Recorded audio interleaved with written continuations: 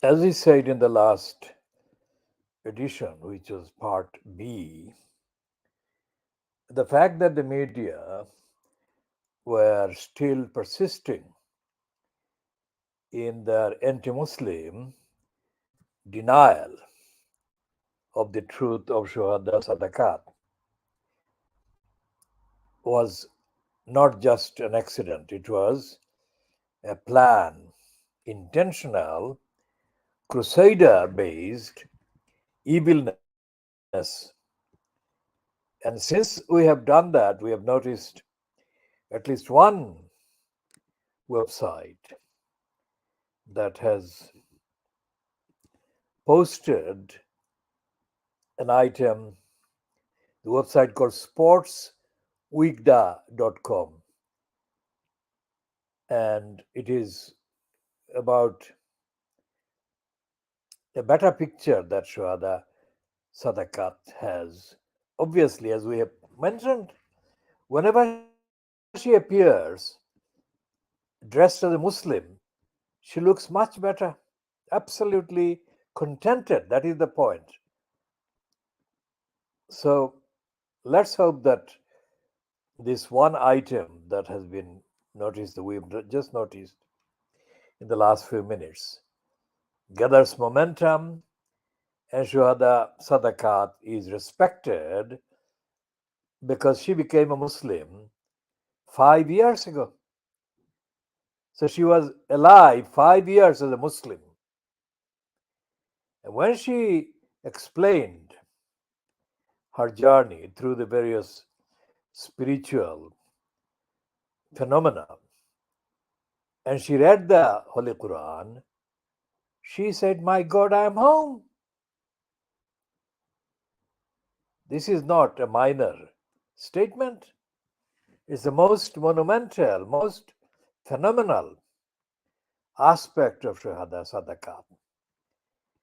And we shall be continuing, of course, updating and commenting on this. Now, this is the bit that we shall be reading from.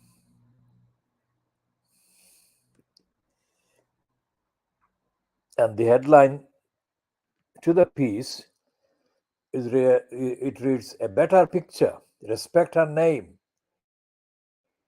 UFC gets accused by fans of disrespecting the late." Well, they make the mistake as well. They shouldn't be calling her Sinead O'Connor, because they should be calling her Shuhada Sadaqat's faith. And there is an absolutely picture. She's contented as she's looking at the camera in that picture. She looks contented, and rightly so. And there is it's a Shuhada Sadaqat, also Shinid. That is the order in which it should be printed. Passing away was met with an outpouring of tributes from across the globe. News of her death was confirmed by her family several days ago, who released a letter dedicated to the Irish singer.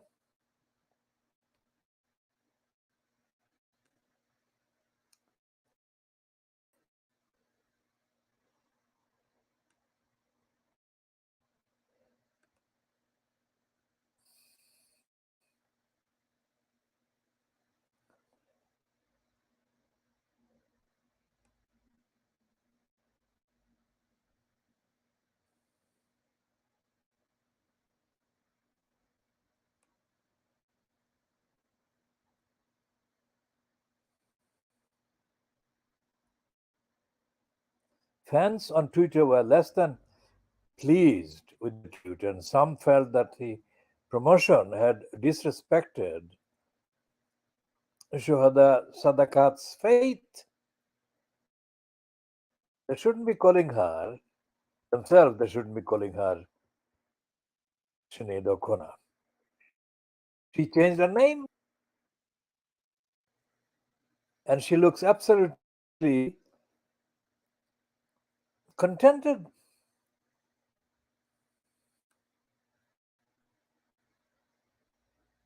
You all got Muslim fighters and Muslim fans. Respect her name, Shuhada Sadaqat. And we shall be, as I said, we shall be show her and give her the same respect for who she and how she died as. Her name is Shuhada Sadaqat. She was a Muslim. Respect her as a Muslim. She is way better than Connor can ever be.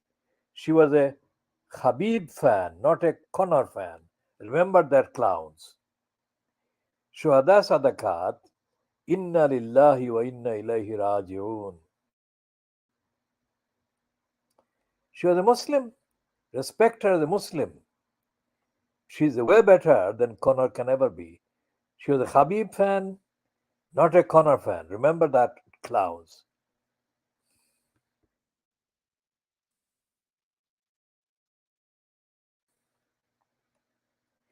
So we shall be talking about this, I suppose, for a very long time, because it's the issue of Shuhada Sadaqat's name and her faith and her actual explanation of why she became Muslim are going to be central to all aspects of the discussion. They acknowledge that she was a superstar. She is a superstar. Then why don't they acknowledge the actual contribution, the original contributions that she makes? And the Guardian, supposed to be the only paper that is now recollecting its slavery links, the Guardian is perpetrating the lying misrepresentation, denial of Shahada Sadaqat by running a picture and a name that doesn't include her Islamic name, her Islamic dress, her Islamic picture. All right, so we will come back to this in due course, of course. Now, let's contextually take a look at all the issues that are underlying the resignation of Alison Rose and the resignation of the other one who was the actual chief executive of the Coors Bank. And as we said in part B, the Sunday Times, today's Sunday Times, has got picture, a huge picture of Nigel Farage. And this is in line with the narrative that they're promoting in Fleet Street, via Fleet Street, to the effect that this event, the debanking of Nigel Nasty Farage, has brought Farage back into the center of British politics. They say, we're not saying it, and they're saying that it is making him come across as the most significant or the most influential person in Britain. Oh, that's a lie. And we shall be examining the evidence in support of why we call that a lie as well. Now, first of all, the meaning of racism. What is racism? The meaning of racism, which has driven the apparent propaganda for the Brexit years,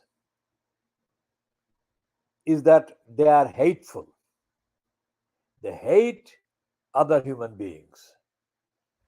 Other human beings based on those other human beings being of different ethnicity, different race, different faith, different, in some cases, of course, not all of them, different skin color. And the actual reality, the actual reality of the behavior of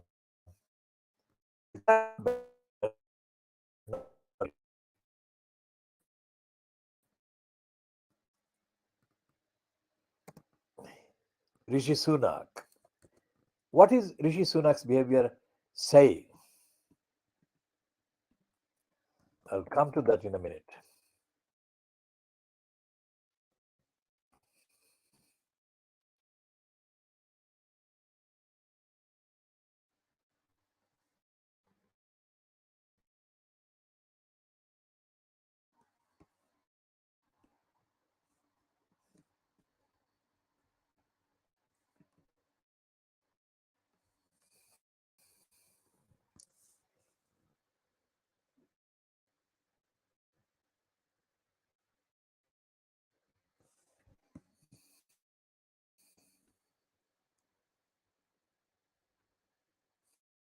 About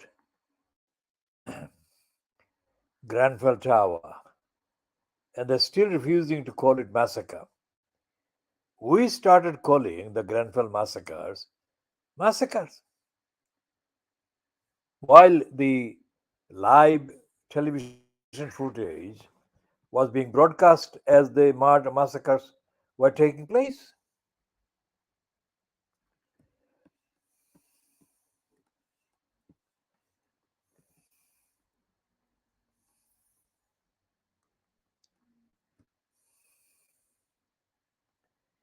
And as we have been saying for the last 6 years, since the massacres, that the massacres were deliberately allowed to happen because the Grenfell Towers building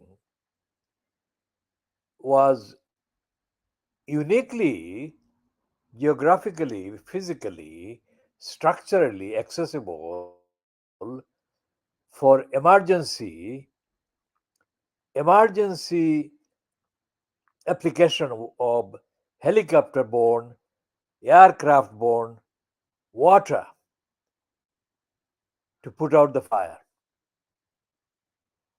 No barrier, no obstruction existed on any of the four sides of the building. So the fire, the blaze, carried on for hours, and they didn't put the fire out by bringing in emergency helicopter borne water. And even this item today,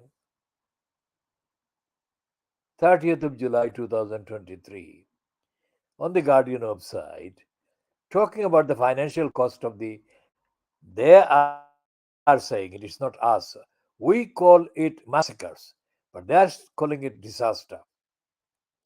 They are saying that the financial cost of the Grenfell Tower disaster has reached nearly 1.2 billion, 4,000 times the amount that was saved by replacing fire retardant cladding with a cheaper combustible alternative during the disastrous refurbishment. The bulk of the cost is being met from the public purse, dwarfing the compensation to bereaved and survivors paid by companies involved in wrapping the West London Council's block in combustible material before the fire in June 2017 that killed 72 people. It didn't kill 72 people. It murdered, it massacred the 72 people.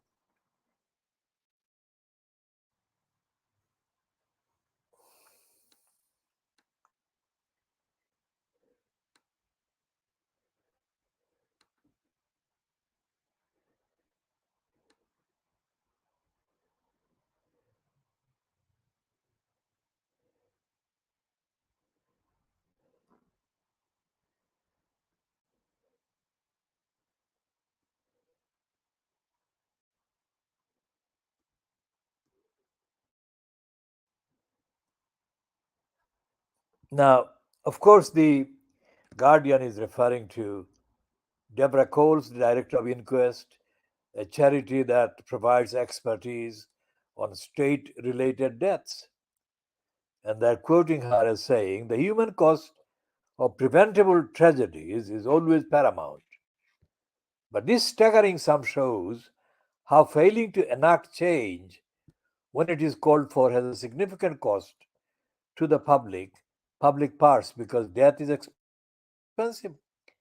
Then there is a quote. In 2013, a coroner looking into deaths after a fatal fire at Lakanal House. Now, Lakanal House, or whatever the correct name of that building is situated south of the River Thames in the London borough of Southwark. And the coroner, looking into the deaths, called for fire safety reforms. But that didn't happen. That could have not only saved lives, but also more than 1 billion to the public purse. Nabil Choukar,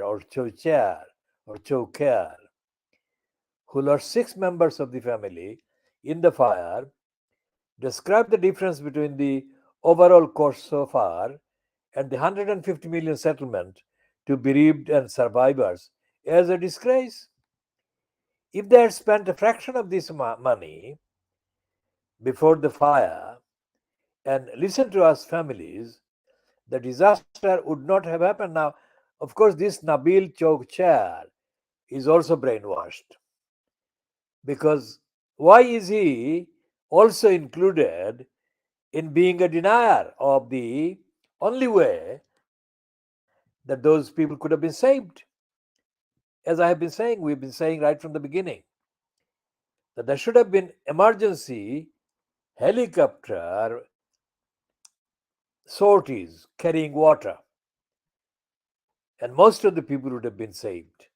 Most of the people, therefore, were not saved as an intentional purpose, and therefore it is a genocide. It's a massacre. The Guardian has established that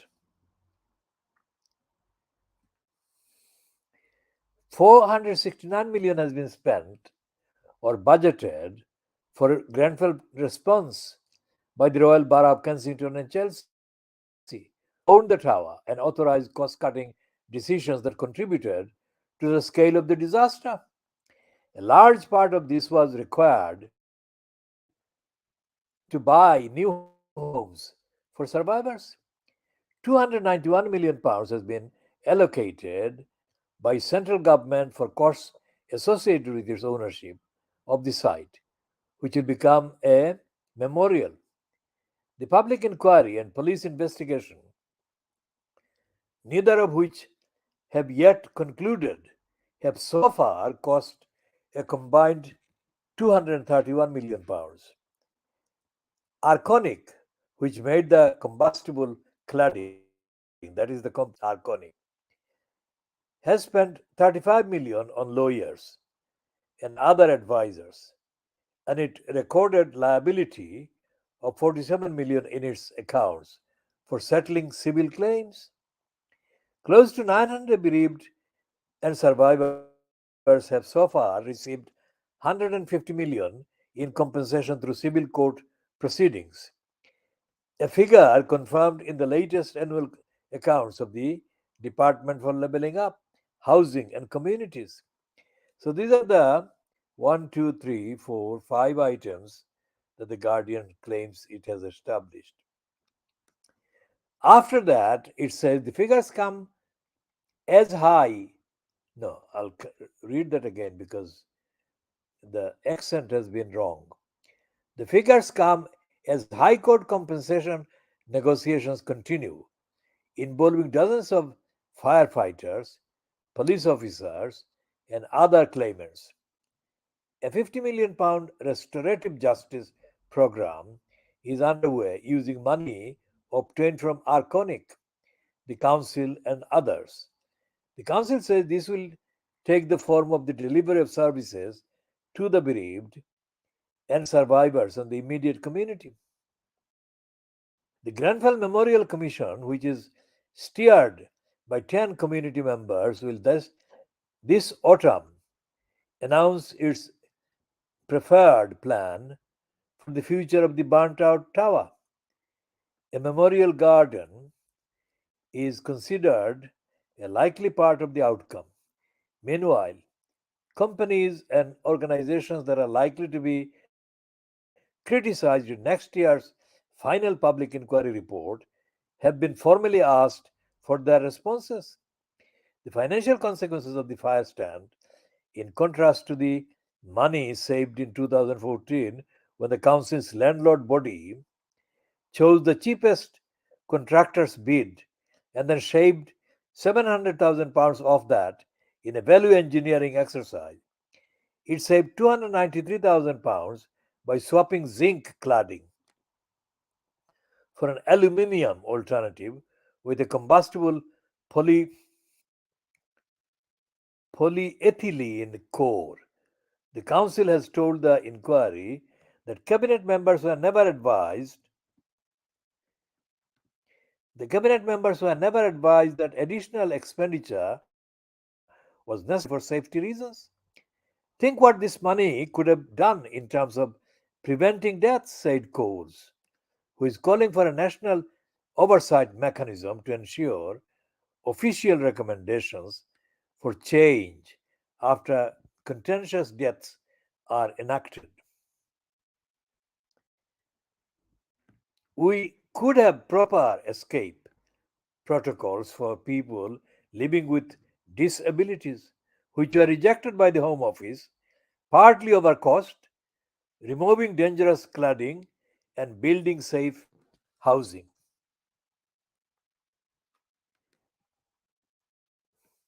The police investigation, which Scotland Yard described as one of the largest and most complex it has undertaken, has cost more than 60 million to date. Operation North Lee has taken more than 11,000 witness statements, and detectives are still working through 130 million documents, a Met Police spokesman said. In total, 40 people have been interviewed under caution as 180 investigators examine possible corporate manslaughter, gross negligence manslaughter, fraud, and health and safety offenses. In total, 40 people have been interviewed under caution as 180 investigators examine possible corporate manslaughter, gross negligence manslaughter, fraud, and health and safety offenses. No one has yet been charged. Now, listen to this. This is not just about the Grenfell Tower massacres. All these massacres and murders and crimes in the United Kingdom are followed by no prosecution. Nobody is even prosecuted. Go back to the Hillsborough disaster, so called. The massacre of the Hillsborough football fans in 1989. Nobody has been found guilty of anything. Now that actually raises the question about the absence of a proper, due, rigorous, competent, accountable, transparent legal system in the United Kingdom. Now, our experience shows that in addition to the general negligence, the general incompetence, general unfitness for purpose, and general prejudice and racism that actually fester in the British judicial system, when it comes to ethnicity linked lawyers or law traders or licensed law traders, the performance, the outcome is even worse. Let's also remember the the fact that there are several lawyers or licensed law traders with African descent, Asian descent,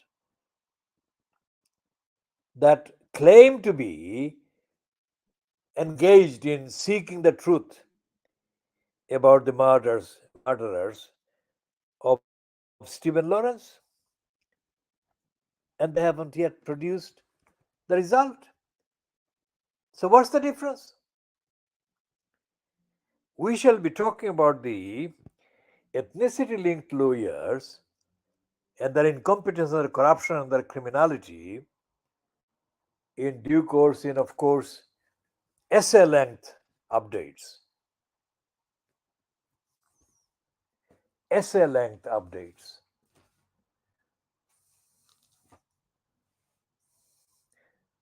The other excuse, going back to the Nigel Farage and the Coutts Bank debacle, the Sunday Times today is running a completely intentionally dishonest justification for the corrupt Boris Johnson and his crooked appointment of peers. They are saying that these young advisors that Boris Johnson has appointed as peers were absolutely indispensable for him. Let's put it this way: if they were indispensable, then they were obviously doing crime for him. Because eventually, Boris Johnson has been found out as having lied. So these advisors haven't really saved the liar. Let's see. This is the one that Johnson's junior peers, and we shall read that one on page 9 of the Sunday Times today.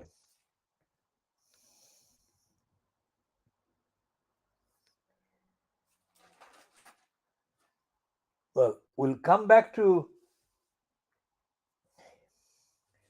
Nigel Nasty Farage on the same main pages. So we go to page 9 of today's Sunday Times, and it says Johnson's junior peers. And the junior peers pictured with the article, the propaganda article, are of course the under 30-year-old Charlotte Owen and a male that has not been in the pictures until now. And the reason why they have included this aspect, the dimension of junior advisors, is is to weaken the argument that has been raging that Boris Johnson had illicit personal relationships. Now that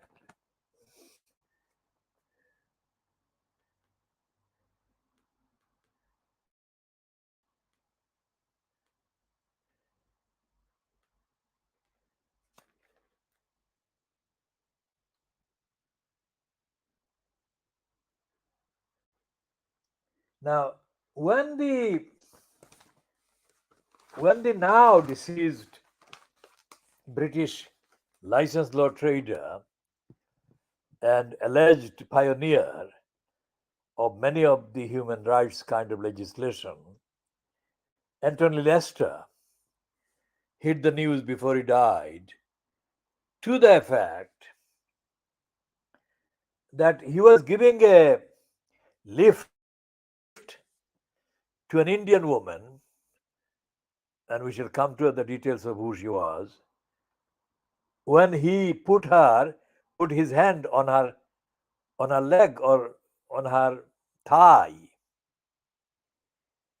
and said words to the effect that if she, the Indian woman, slept with him, then he would make sure that she became a member of the House of Peers. So let's go back to the name. Let's search the name of that Indian woman that Anthony Lester said would be made a member of the House of Peers if she slept with him, Anthony Lester.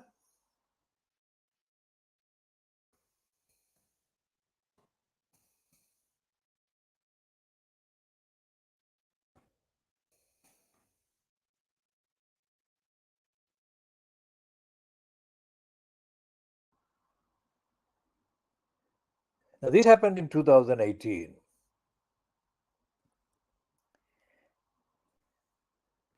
And this is the item on The Guardian that was written by Peter Walker, political correspondent, and dated the 12th of November 2018. And it reads, Lib Dem peer suspended over sexual harassment. Report found Anthony Lester promised to make a woman a baroness if she slept with him. So here is the main opening paragraph. A Liberal Democrat peer has been suspended from the House of Peers for almost 4 years after a committee found he tried to pressure a woman into having sex with him by promising to make her a baroness, threatening repercussions if she refused. Anthony Lester, a human rights barrister and former government advisor who has been a peer since 1993, will be suspended until June 2022. The Privileges and Conduct Committee said if the Lords upholds the punishment, it would be the longest suspension handed to either a peer or an MP since the Second World War. A report from the committee published on Monday found Lord Lester 82 told the unnamed complainant, who is described as an expert in her field, if you sleep with me, I'll make you a baroness within a year. The woman told the inquiry that Lester, who has been suspended from the Lib Dems and resigned the party whip earlier this year, said if she refused, he would see to it I never had a seat in the House of Lords and warned me there would be other repercussions for me. She also said after she turned him down, he stopped inviting her to relevant meetings. The behavior amounted to a grave abuse of power in the performance of these parliamentary duties. I'll read that again. The behavior amounted to a grave abuse of power in the performance of his parliamentary duties, the committee said. Following an ongoing, following an original investigation by Lucy Scott Moncrief, the upper house's commissioner for standards, the subcommittee on Lords conduct recommended Lester be expelled. The first time such action would have been taken. However, Lester appealed, and while separate privileges and conduct committee upheld the conclusion, it opted for a punishment of suspension, as the rule allowing expulsion was introduced in 2015 after the offense, which took place 12 years ago. The suspension was imposed due to sexual harassment and corrupt inducements by Lester, the committee said.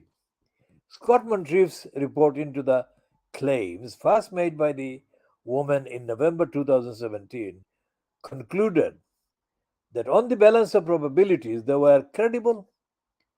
The complainant said The harassment began after she attended a meeting at the Lords, that is the House of Lords, and had missed her evening train. Lester suggested she stay in his London home and that his wife would be there. When driving her to his home, she said he kept repeatedly missing the gear stick with his hand and instead firmly placed his hand on my right thigh, behavior she objected to.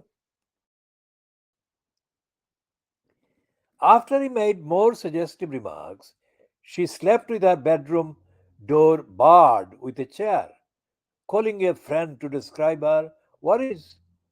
The next morning, when his wife had left, the woman said Lester put his arms around her waist and chased her around the kitchen. It was at a later meeting at the Lords, she said, that Lester made the offer, the woman said, offering to make her a peer. She told the inquiry, he even spelled it out, putting my surname in, and asked me how that sounded. I responded immediately without hesitation by saying that if I were never, I'll read that again. I responded immediately without hesitation by saying that if I, I were ever to become a member of the House of Lords, it had to be purely on merit.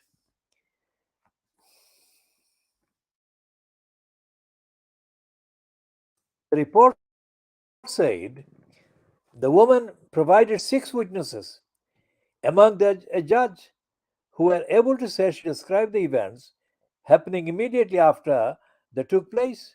One of them was the friend she found from Leicester's house. The PR provided 4 of his own witnesses, among them his wife, who said they had never seen Leicester acting inappropriately. On Leicester, the committee report said the tragic irony of this case is that for decades past, the respondent has been one of the most widely known, effective, and admired of the campaigning for racial and sexual equality in the country, a renowned supporter of human rights and freedoms across the board. In a statement released after the suspension was announced, Lester maintained that the allegations were completely untrue, saying he had produced evidence that demonstrated this was the case. He added, why would the woman make up all of this?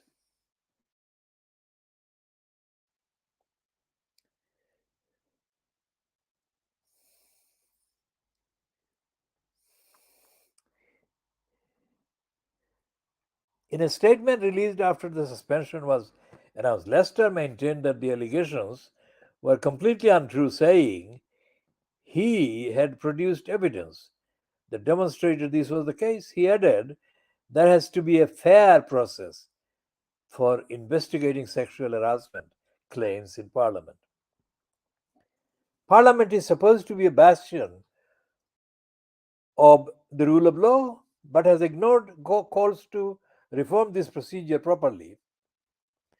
For 20 years, I hope to be judged by my work over decades for gender equality, race relations, and free speech.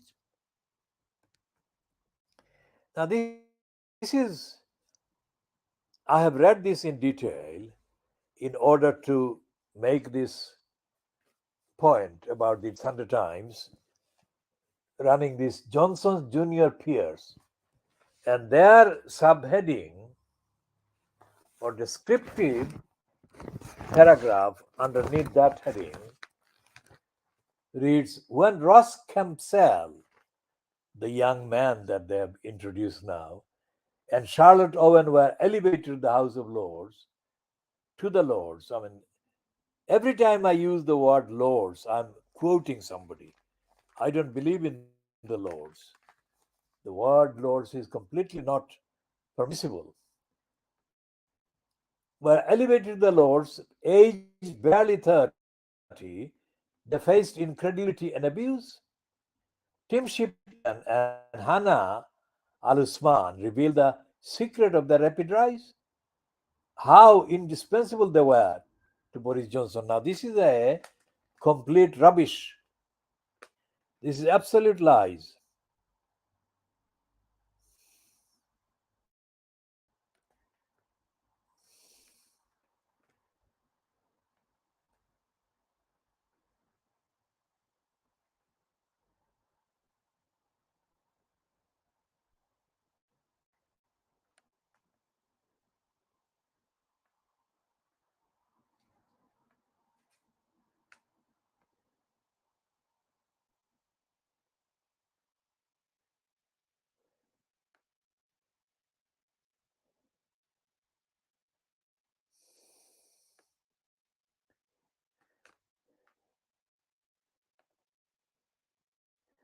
So, this is a complete rubbish.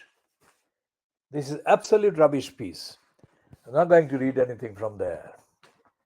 And there is this other article in the Sunday Times on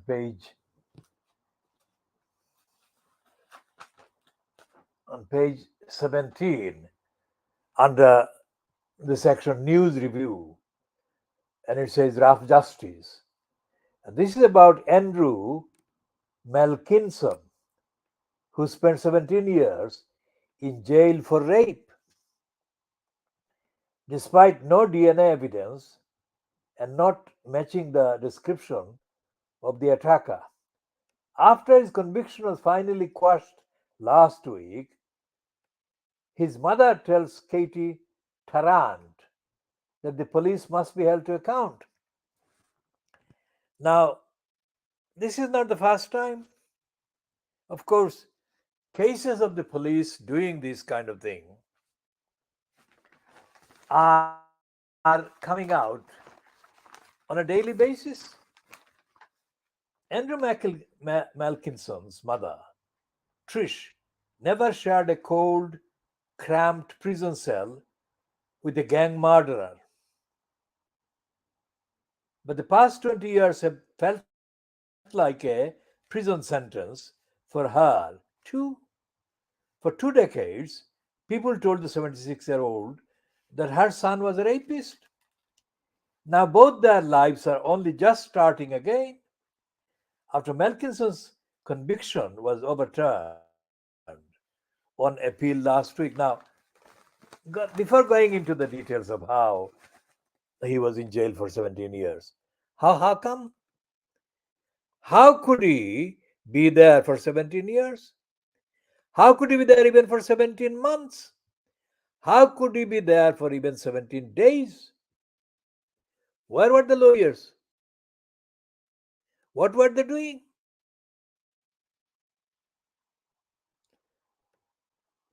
So the question is, there is no law, there is no legal system, and there is no policing, and there is no judiciary in the United Kingdom whatsoever. What do we remember about the police and about the absence of any rigor? Well, we talk about the still unsolved murder of Stephen Lawrence and the still unsolved murder of the investigator Daniel Morgan 36 years ago. How many years? Let's check the actual number of years that have passed since Daniel Morgan was murdered in the car park of a South London public house.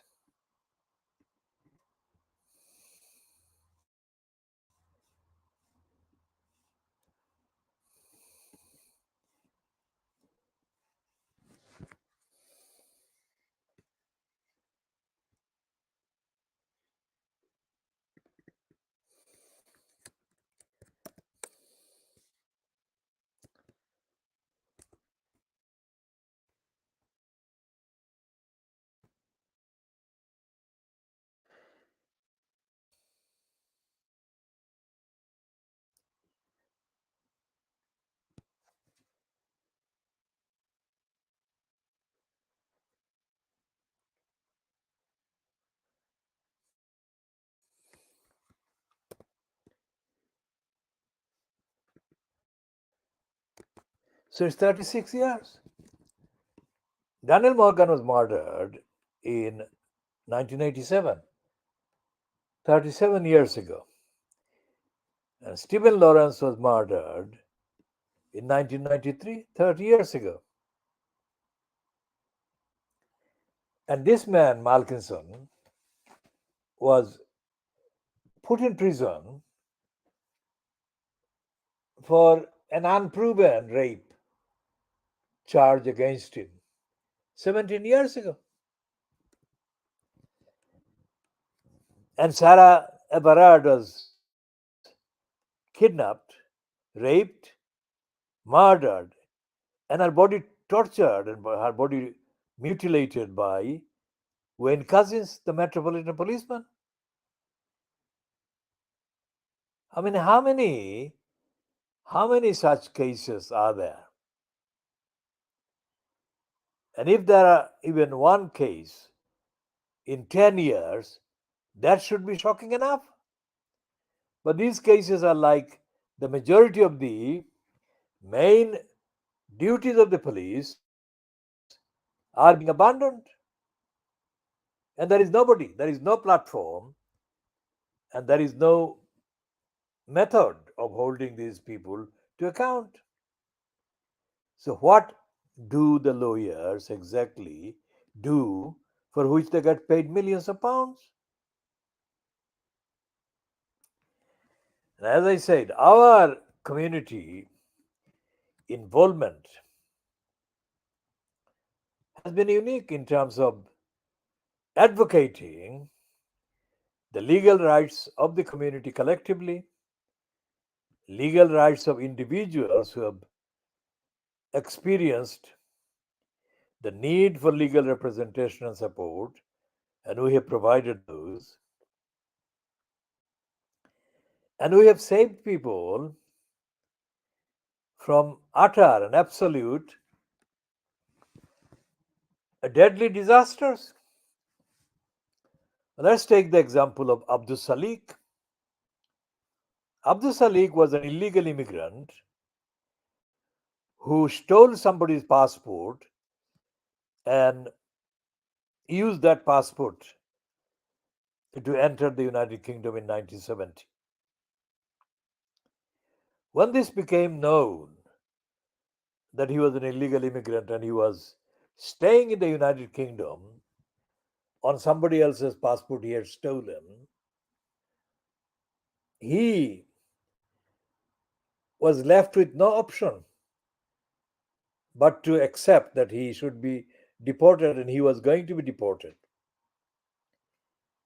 Now, of course, when this happened, this was in the 1970s, there were hardly any licensed law traders trading in the United Kingdom, let alone London, anywhere in the United Kingdom that could be called a Bangladeshi, independent Bangladeshi solicitors. There were few independent Bangladeshi kind of law licensed barristers, but they were not accessible. That's number one. Number two is that there is no record. In the last, let's say, 52 years since Bangladesh became a sovereign independent country,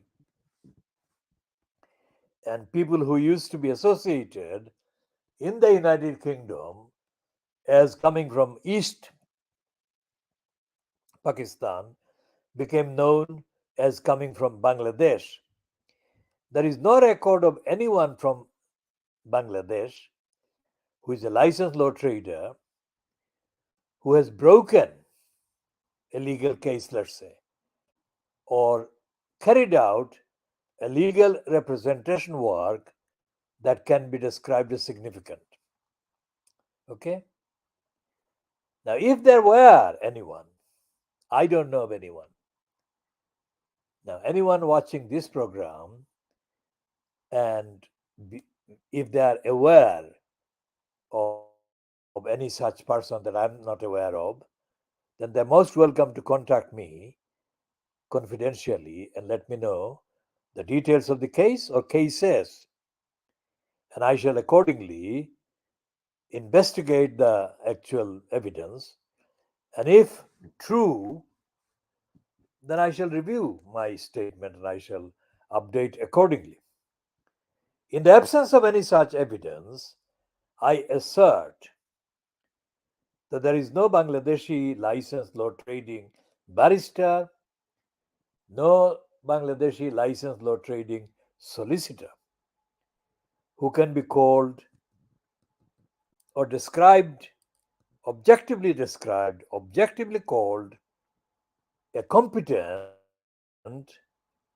up to the scratch, fit for purpose licensed law trader. Matching matching the needs of the case. So while this is the case, and I have been here on the soil of the United Kingdom since beginning of 1973, 50 years, more than 50 years now, into the 51st calendar year.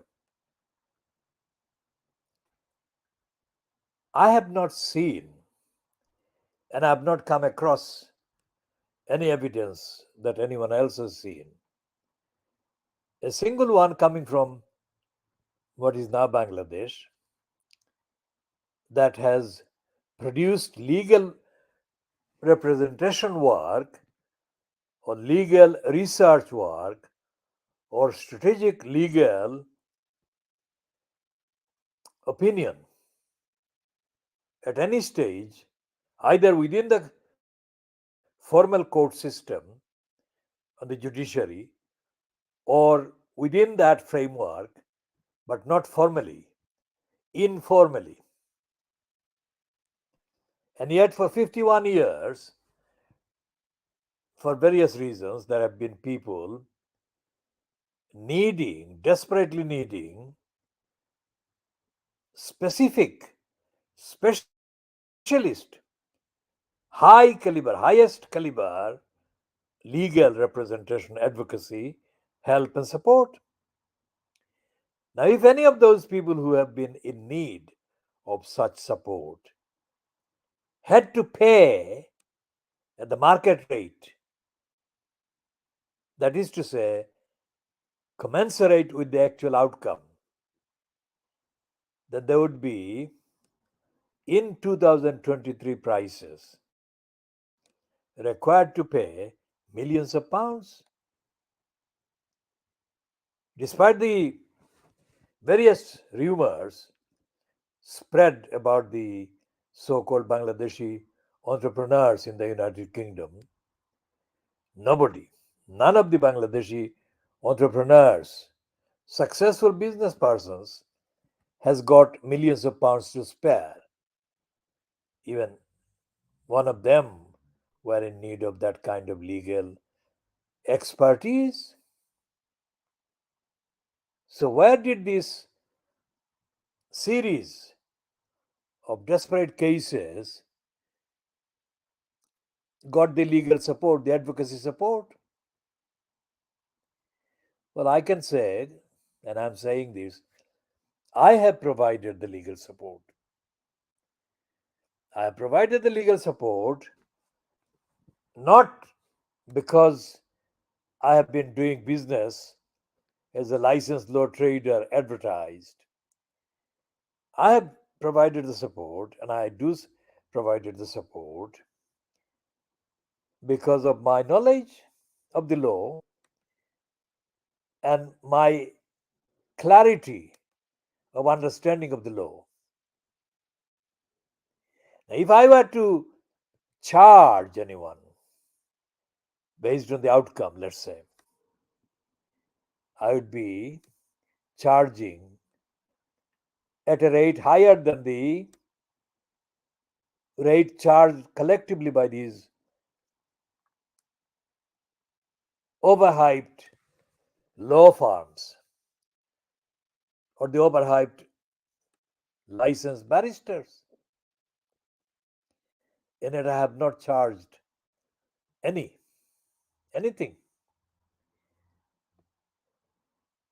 For example, I give the case of Abdul Salik. Abdul Salik would not be in the United Kingdom if he had not begged me to help him. As I said, in 1977, I was crossing the Fieldgate Street, which runs behind the East London Mosque. New Road on the one hand and the Whitechapel Road on the other.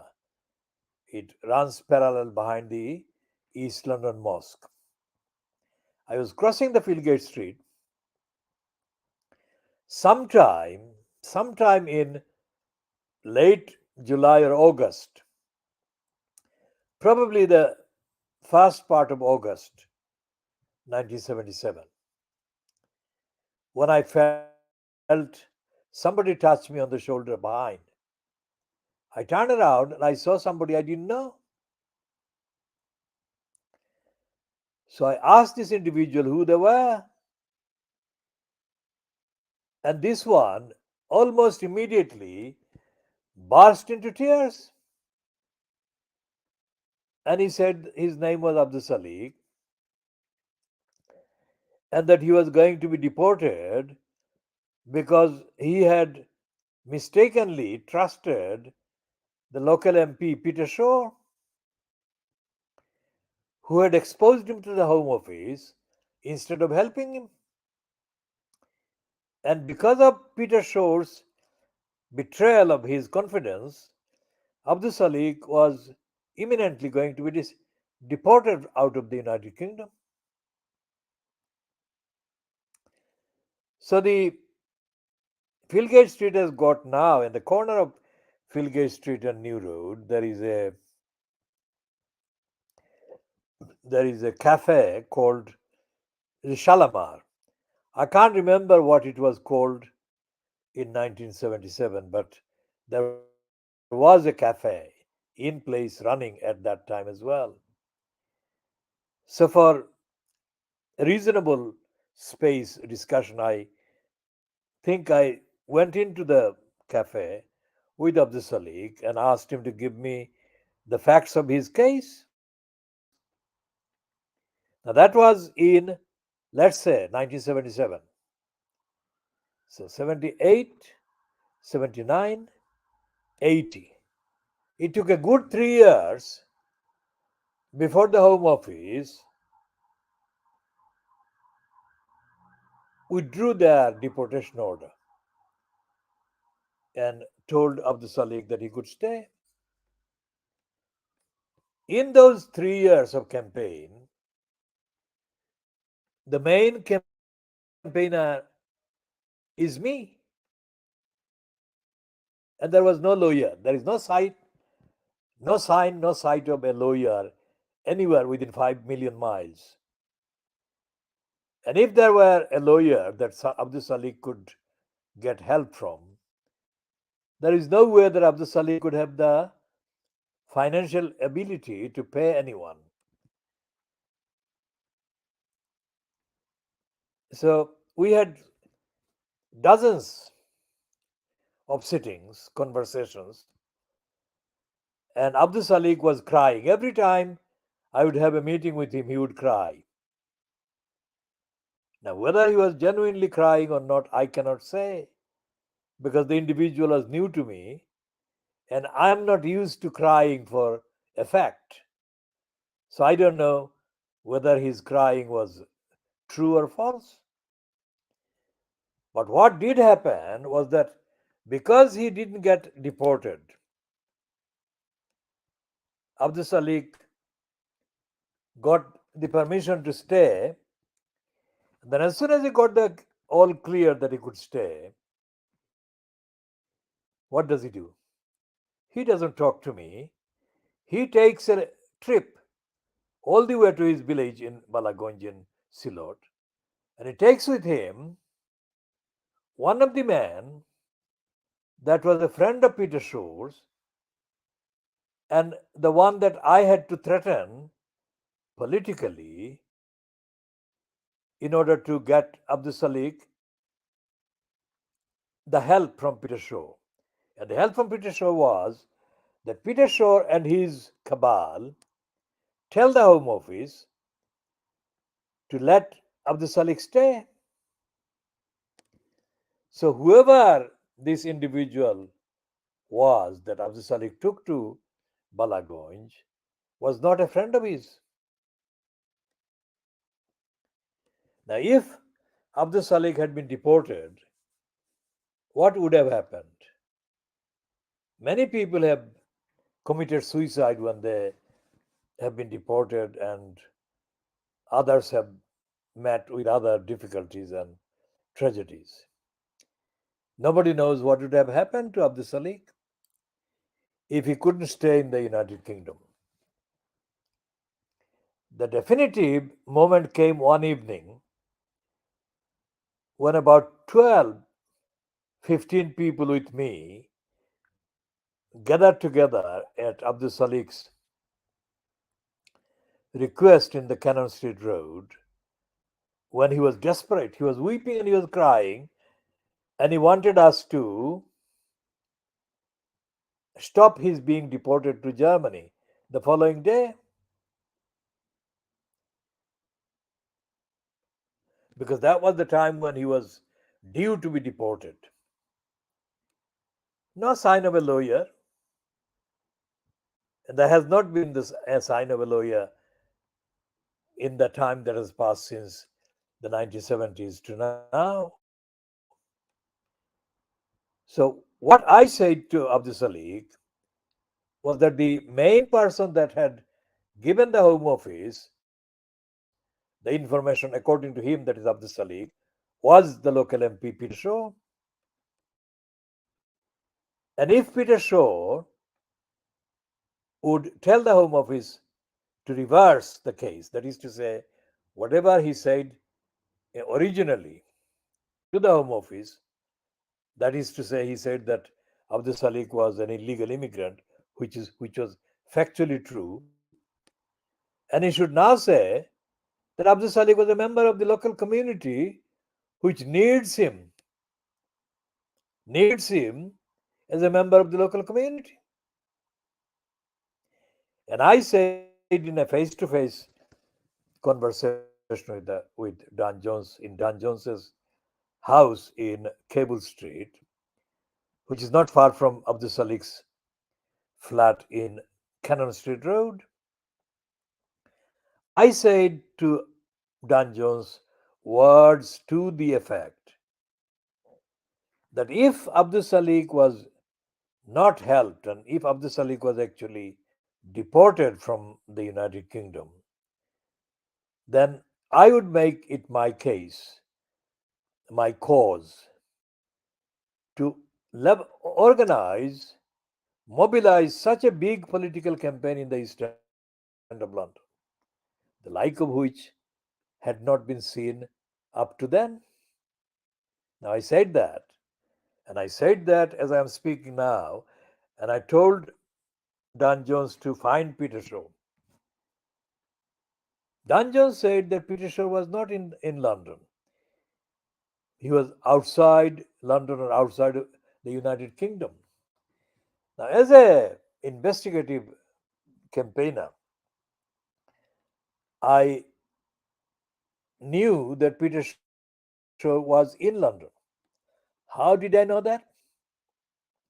Because sometime during the day following which we were meeting in Dan Jones's house in Cable Street, I heard Peter Shaw live being interviewed on some subject on the BBC radio. So when Peter Shaw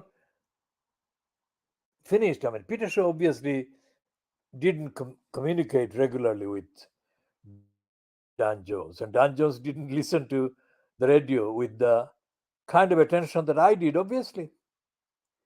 So when Dan Jones said that Peter Shaw was not in London or not in the United Kingdom, I said that's a lie. Peter Shaw is in London. I heard him on the radio today.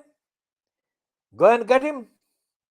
So while we were sitting in Dan Jones's house, Dan Jones went to the phone in front of us and he spoke to Peter Shaw. Now, within a very short time after that, Abdul Salik was allowed to stay. Now, of course, what he did then, of course, was completely unrecognizable. Shortly after that, he took Dan Jones to Abdul Salik's family home in Bangladesh in Balagonj. And it later transpired that the reason why he took that particular action was to start to bring over to the United Kingdom Abdul Salik's wife, his children, and then his mother, and then his brother. Now think about that. Think about that as a contrast to Abdul Salik being deported out of the United Kingdom. Would any of that have happened? Most certainly not. And if you compare the fate of the people having to take the risks, crossing the channel, almost 80% of the people who have been taking the risks and trying to cross a channel are qualified, educated, etc., etc. Compared to them, Abdul Salik was not schooled to the level that they were, nor did he have any skills that could be really demonstrated as being original. Contrary to the fantasy tale that Dan Jones created after the event. So after that, Abdul Salik became independent. He had children, he had his wife, he had his mother, he had his brother. From being an illegal immigrant, due to be definitely deported and under deportation order for 3 years, he became a well established leader, according to his fantasy tale. Leader of the community in the East End, he never was.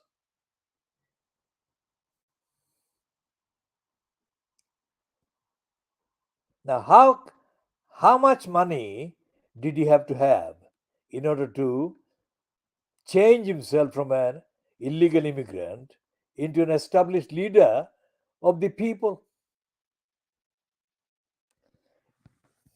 So, we shall be talking about all of this, except to say at this stage that Abdul Salik would never be,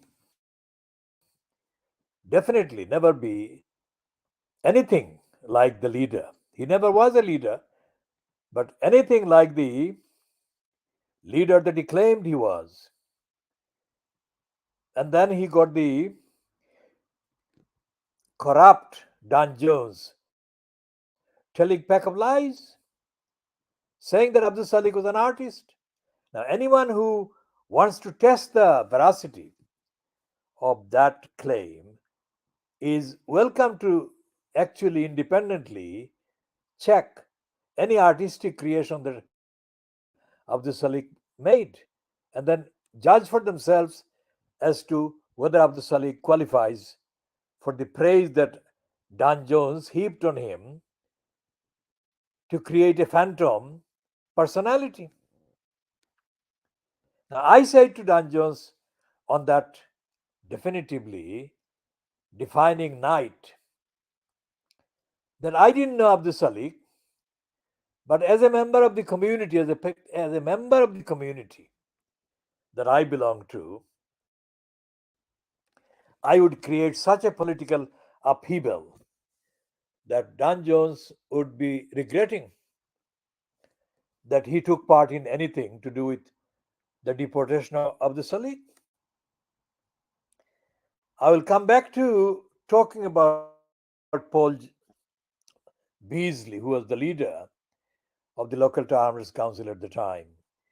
And Beasley and Dan Jones were among the two white local leaders that people like Abdul Salik would defer to, given the freedom.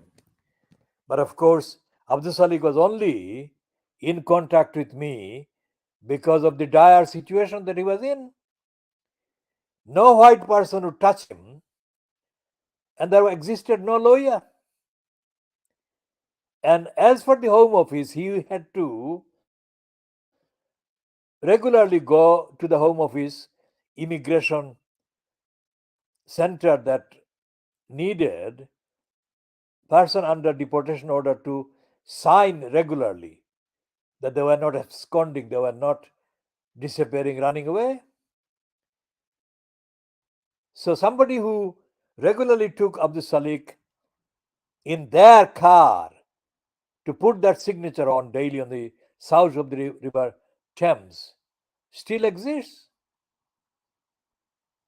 So we shall be talking about all of this and diagnosing the unfitness for purpose that is manifest in the behavior of the Bangladeshi origin licensed law traders, barristers, or solicitors.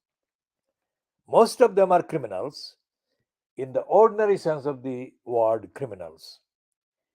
And most of the leaders that are depicted as leaders are also engaged in criminality.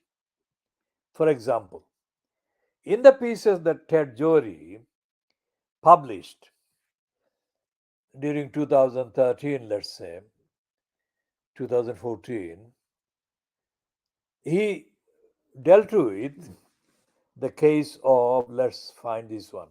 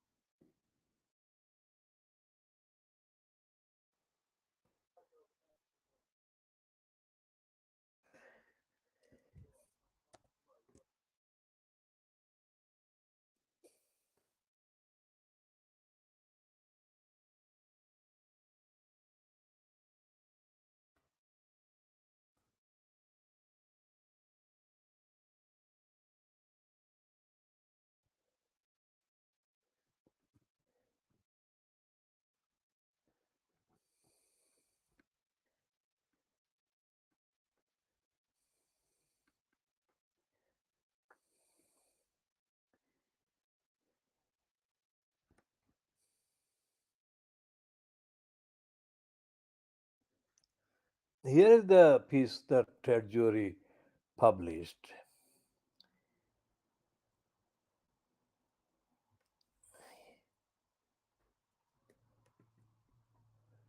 In the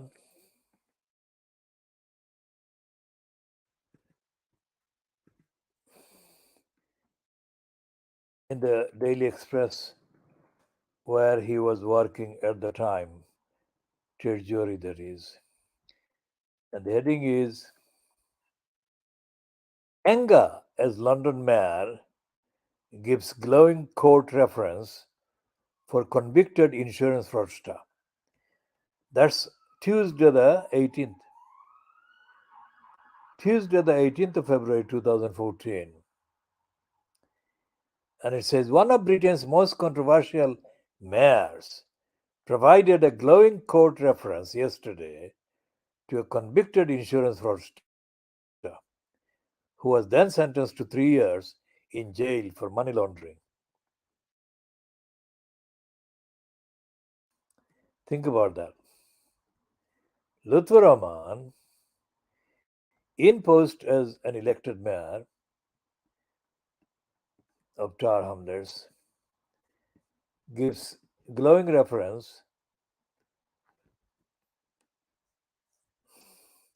Lutfur Rahman, the directly elected mayor of Tower Hamlets Council in East London, praised Mohammed Fardaus's instrumental role in promoting Britain's Bangladeshi community. Just minutes before he was sent to prison for the second time in 6 years. Luther Rahman's letter of praise made reference to Ferdowsi's work with Channel S. And this is quoting Ted Jury. I'm not for a single moment believing a word about this particular aspect, which is Channel S, an influential satellite TV station for British Bangladeshis. I don't believe it is influential at all.